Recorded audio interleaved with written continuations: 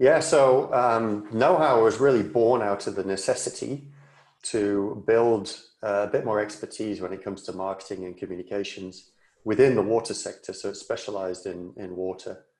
And we see some great examples of marketing communications going on around the world. Some we've been talking about,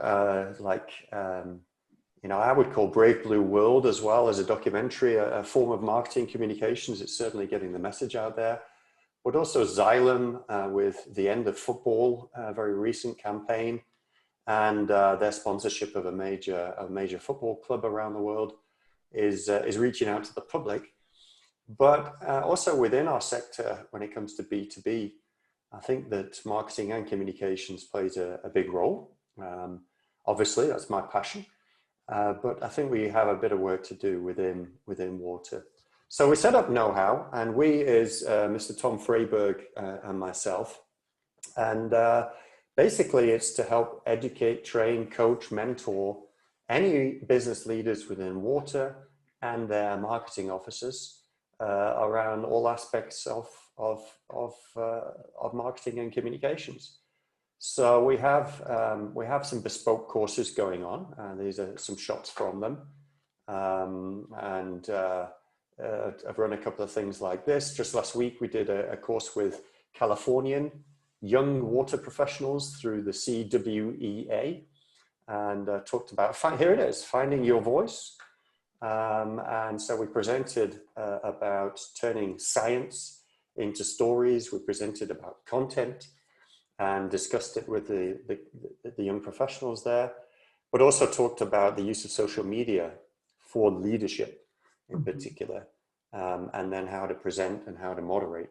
So that was really what we did with those guys. And we're in the process of building the Academy, which is the online platform with all kinds of self-learning courses.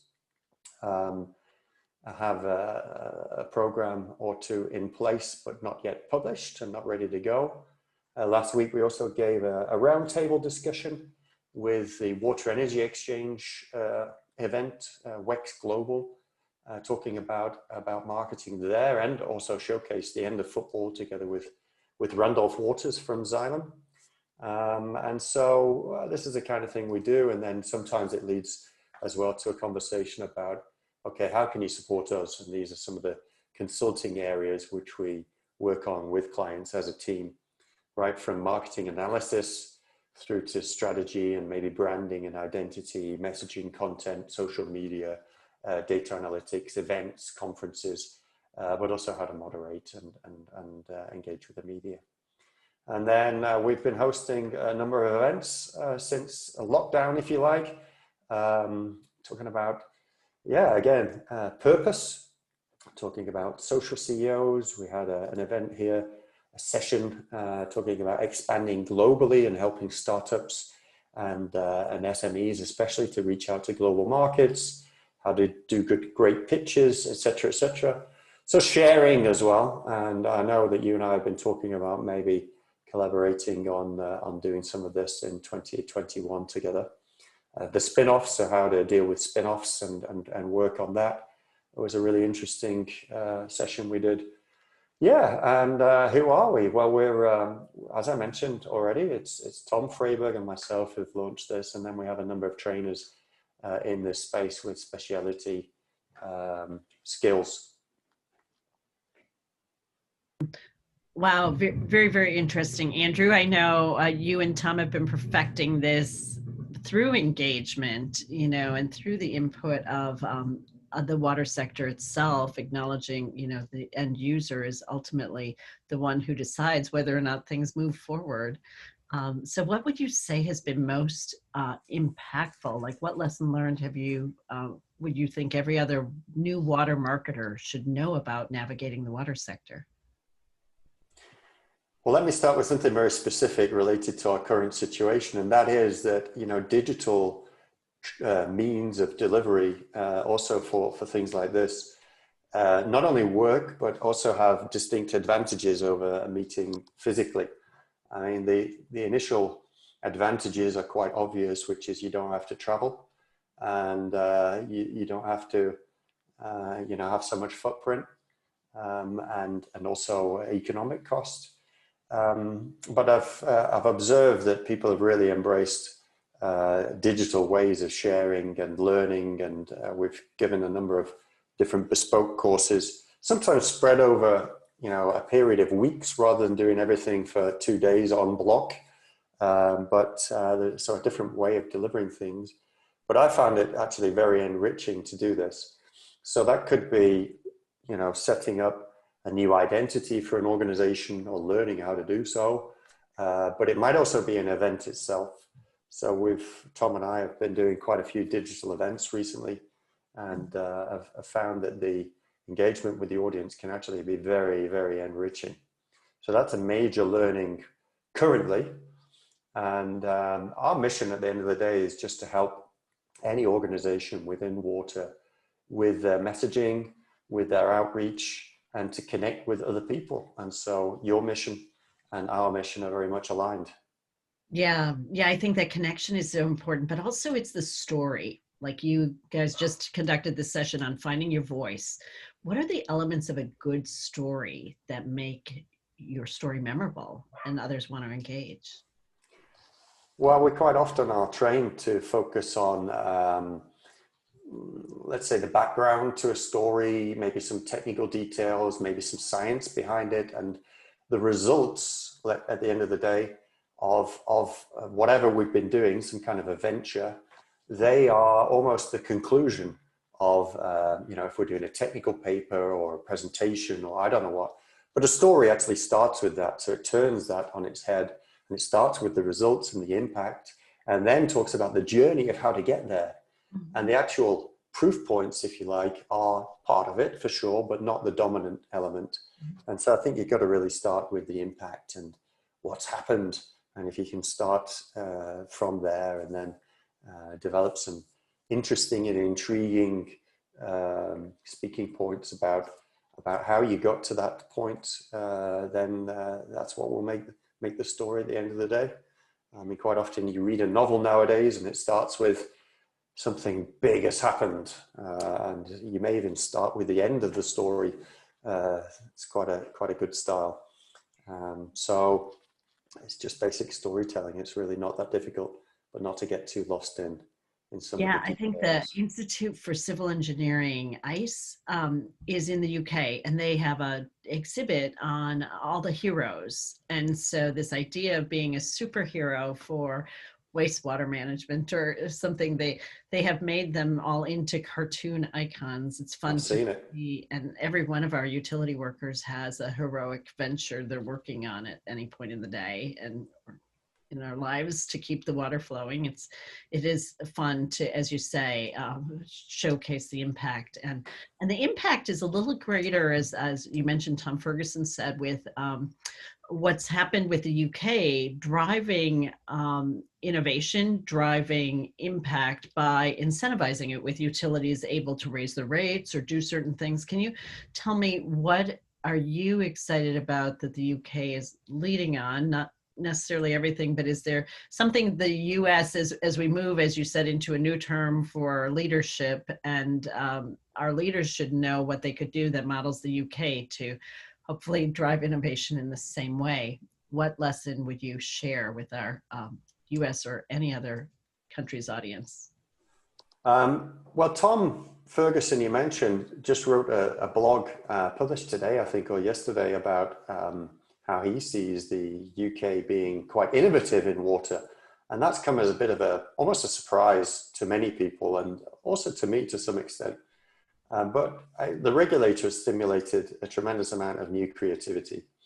And it's not about raising rates, quite the opposite, actually. It's about, obviously, being a lot more efficient with assets. That's one big aspect of the current regulatory period.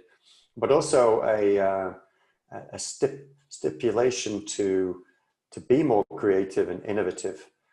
And one thing I would just cite and suggest that people have a look at is, I can't remember the exact name of the festival, but there was recently a water innovation festival done in Northumbria. And they have a big hub of innovation up there, which is dominated by Northumbrian Water, so the utility in the northeast of England. And they did a fascinating water innovation festival recently, which is really worth looking at. And we're able to deliver it digitally as well. Very successfully, I thought. And it was just extremely inspiring, but it was a big area for co-creation. And then normally they'd have done that in a physical sense, but they managed to get people, I guess, from all around the world engaged in certain challenges and with hackathons and with all kinds of interesting creative methods. So I think that's one thing to have a good look at.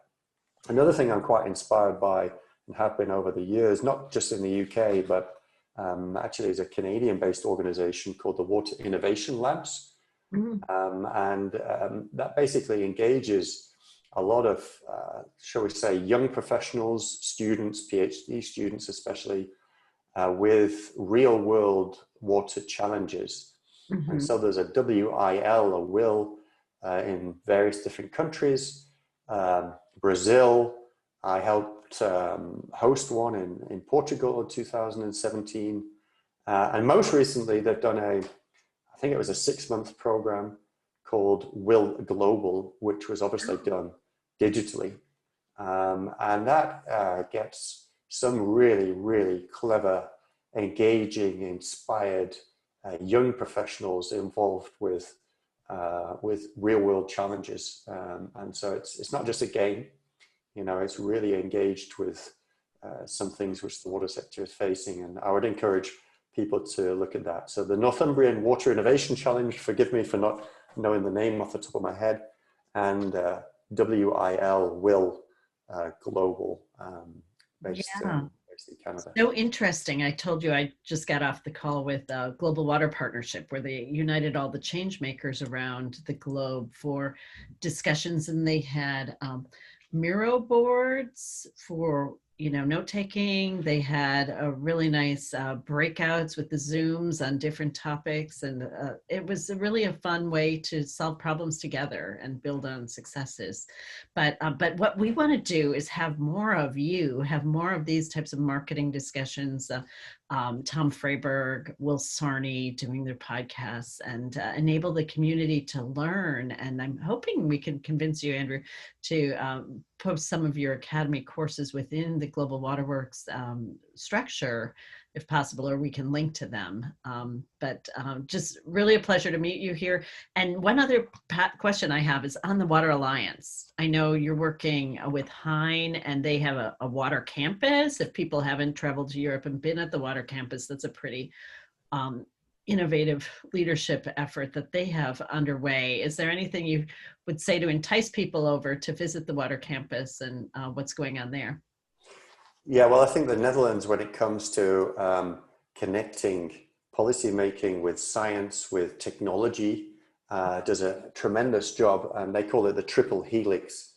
And so it's really led by good example, because a lot of the governmental initiatives involve all three factors in the helix. And the water campus in Leeuwarden in the north of the Netherlands is an example of where that happens. So you have everything from early stage research with the WETSUS Institute, looking into all kinds of crazy ideas, but also looking at real challenges which are being faced and emerging challenges which are being faced. Then they have a test bed piloting center on the same campus where these ideas can be put to the test under real conditions, as well as having access to all kinds of test beds within working facilities in utilities and in hospitals, and they can test water treatment techniques and technologies, for example. But then they also have the Water Alliance, which you just mentioned, led by Hein Molenkamp, and that is the commercialization stage. So taking some of these ideas, maybe they then get spun off into a commercial company and helping startups and SMEs find their feet in markets all over the world, not only in the Netherlands. And so you have this entire ecosystem on one physical campus with lots of links, not only within the Netherlands, but across the world. So it's really worth looking into, and if you can, also visiting. Yes, that's my plan as soon as we get out of this quarantine, get our vaccines going. But also for everyone on the call, there's this whole network of the water clusters in the U.S. too, started by Sally Gutierrez and now managed by Brian Stubbs out of the Cleveland Water Alliance. So, and the Water Environment Federation, so many organizations, which is why we are glad you're in Global Waterworks Connect. So we can hopefully funnel people here. We're an inch deep and a globe wide, but invite experts like Andrew and know how to showcase what you're doing right in this space so that others can dive deeper with you in your own spaces. But anything else you care to add, Andrew? No, let's carry on the conversation. That's all. That's what marketing communications is also about. And we have a host of people who are experts in their own fields here. These are a few of them, from Yeah. Mark Barker, who also runs the WEX events. Emma Morrison is really good on digital communications and using analytics. Mhm. Damien Corbett is a fabulous person when it comes to using social media for leadership. He's written a book called The Social CEO, which I can really recommend. Farah Qureshi is working in a WaterTech company fighting Legionella, but she's also fabulous at social media. I'm not sure who that guy is. Yeah. Tom, I mentioned before, he's really good, as you said already, when it comes to content and engaging content, and you'll see that in his podcast with Will Sarney, The Stream. So no, let's stay connected. Let's communicate closely, and it's really nice to be part of this community, Mary. Yeah, Andrew, a pleasure, and I love working with Tom all the time. So yes, look forward to more of you here, and we'll